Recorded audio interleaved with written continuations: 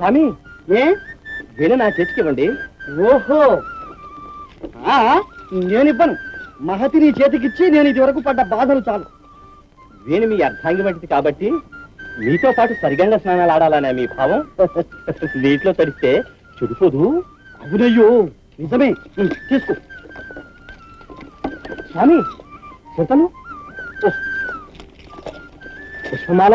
అబ్బబ్బబ్బబ్బా, నాదనుకునేదంతా తీసుకుంటేనే గాని ఊరుకోవు కదా మహానుభావ.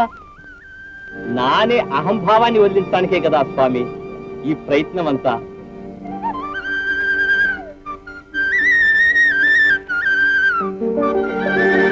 శ్రీమద్ రమారమణ గోవిందో.